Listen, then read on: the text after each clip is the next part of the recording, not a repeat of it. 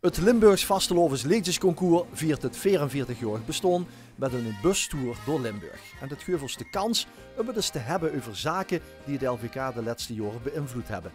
En dan kijken we allereerst zelf eens in de spiegel.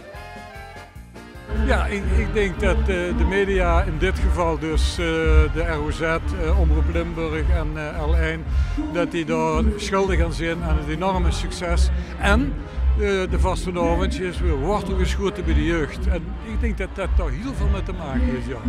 Maar als je nou juist dat in elke finale in de afgelopen jaren er ongeveer een derde is wat constant nee is en wat zich aanvult. Nou, je moest nee talent hebben, maar je moest ook mensen hebben die een spoor verdiend hebben. En eenmaal die zijn sporen heeft verdiend, komen we tijdens de bustour tegen in Altgelen, de weeg van het LVK. De slag, zal ik maar zeggen, tegen de Hollandse slagers is eigenlijk helemaal gewonnen. Want tenminste hier in Geleen, je hoort geen Hollandse slagers. Het is eigen geworden. En in het vervolg daarvan zijn ook toch ook wel de plaatselijke liedjesconcoursen belangrijker geworden. Dus Limburg zingt Limburgs. Hè. Ja. Kijk, de liedjes die de laatste jaren gewonnen hebben, die zijn zonder meer super. Die zijn hartstikke goed. Maar het wijkt toch wel vaak af van, het zijn popliedjes. Als je door het woord Vasteloven doet holt, is het gewoon een goed nummer. En dat zou Marco Borsato ook kunnen zingen. Ja. Maar wie komt dat? Ja, de tijd verandert. Bob Dylan heeft het ooit gezegd, the times are changing. En dat krijg je dus nu ook. Ook neven het kunstgrasveld van voetbalclub SV Hulsberg laat het publiek uit om het LVK te feliciteren met het jubileum.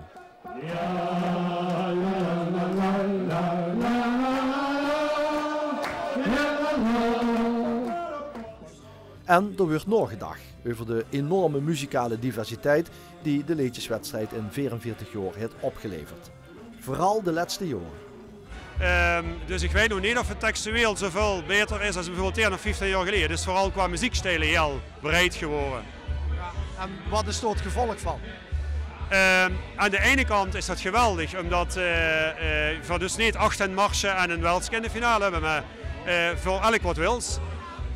Aan de andere kant krijg je daardoor ook wel eens een beetje de discussie van ja, wat is nu vastelovend en wat sjoert er tegenaan en wat is het absoluut niet. Ik denk dat rond 2010 daar in de veilinghallen in Torn dat er een kentering is gekomen. W3 kwam er met vandaag als winnaarroutebus. En daar is ook zo langzaam, denk ik, waar een kentering ontstaan tussen de traditionele nummers.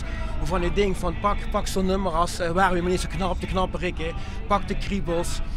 Zou het die op vandaag nog redden? Dat vraag ik me af. Ja, maar toch van de andere kant dacht ik dat we nog redelijk zo een middenweg hadden gezocht destijds. Maar ik denk wel dat we inderdaad de beweging in hebben gezet in het andere vastelovensgeluid. Maar als het vergelijkt met nou, dan zien we onder het Alms, man. Ja. Zie de liedjes terug als van 10 jaar geleden. Het LVK-bestuur wordt ook in Venlo ontvangen. De stad die het LVK maar liefst 12 keer won. In Jokes Hoenderstal geit het op zijn Jokes. Het is niet de vereniging die Venlose LVK-inzendingen ook al in het eigen producties actief steunt. Het moet geen populariteitswedstrijd zien, het moet uiteindelijk de kwaliteit zien van het Limburgse vastelovenslied wat doorslaggevend is. En dan hebben we alle vertrouwen in de juiste beslissingen van de jurering zoals die door het LVK wordt ingeregeld. Als je kijkt naar de Marotte en de Pielhazen, ze willen gewoon bij iedereen op om te stemmen. Ja, dat zijn keuzes van die verenigingen en die respecteren wij. Het is in het verleden allemaal best wel makkelijk gegaan eigenlijk. Want Venlo had gewoon ontzettend veel kwaliteit in de hoes. Dus die liedjes die vonden er weg meestal eigenlijk bijna vanzelf naar de finale. Ik denk ook wel door de punten van vakjury en zo. Maar nu in de tijd dat er inderdaad meer gestemd moet worden, of dat er, laat ik zo zeggen, dat er gewoon één enkele stem uitgebracht kan worden, ja, dan komt ze er toch wel achter dat we niet meer uit de hele provincie stemmen kunnen krijgen. En dat het toch wel lastig wordt. En dat Venlo eigenlijk niet gewend is, denk ik, om actief te stemmen. Ik denk dat dat het meer is. Maar het is niet zo gewend, denk ik, dat dat ook wel een doorslaggevende factor kan zijn. Wat blijft Venlo de laatste jaren op het LVK?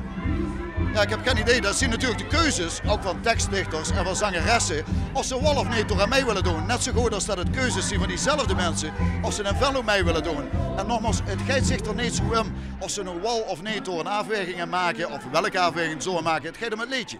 De muziek waar wij in Venlo zo ongelooflijk vuurs op zien. Een vastelovend zonder liedjes. Het is eigenlijk niet voor te stellen. Dus wordt het 44-jarige LVK misschien wel 1000 jaar oud. Als het maar, zo vinden de meeste mensen, eerlijk verloopt. Ja, dat is het altijd geweest. Maar als ze maar stemmen, 1 stem mocht uitbrengen dit jaar, dan denk ik, nou hebben we een echt probleem. Maar als er 4000 mensen uit Maastricht stemmen die allemaal op het liedje van Maastricht. En die 4000 mensen wonen niet in Grubbevorst of in Guttekoven. Kijk, dat is altijd get te doen rond het LVK. Hè? Of het nou om kaartigheid of het gaat om jassen of nou, noem maar op. Een andere punten scoren. Andere punten scoren of regiojuries of noem maar op. En op zichzelf, je kunt ze door bij je spreken moeilijk over doen, maar je kunt ook denken van nou ja, we moeten een aantal dingen gewoon blijven regelen. En een aantal dingen moesten ook willen blijven aanpassen. En het feit dat er gedeuns over is, betekent dat het leeft. Dat het mensen bezig wil. Dat ze er vooral ook betrokken op zien. En dat moest ze zien vast te houden.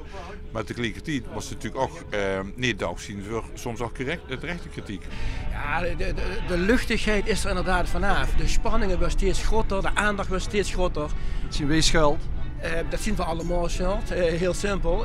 Men maakt het ook steeds groter pak de halve finales. Het is de volle bak. Het leeft gewoon. Maar de spanning, ik moet erbij huren bij die laatste 60, bij die laatste 20. Ja, dat is natuurlijk altijd wel geweest. Maar het wordt langzaam, met de loop der jaren ook wel spannender. Ja. En dan merk je ook wel aan de teleurgestelde reacties als men er niet bij is een jaar. Ja, dan denk ik, jongens, reflecteer eens goed. Kijk kritisch naar die nummers. Doorgaan met de kritiek van de vakjury. En doe het volgend jaar wel met. En gang in therapie. En gang in therapie. Ja.